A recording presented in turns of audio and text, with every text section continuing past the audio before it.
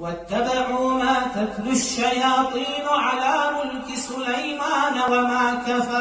وما كفر سليمان ولكن الشياطين كفروا يعلمون الناس السحر وما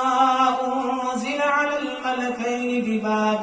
ببابل هاروت وماروت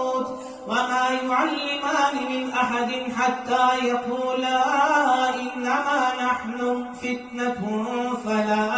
فلا تكفر فيتعلمون منهما ما يفرقون به بين المرء وزوجه وما هم بضارين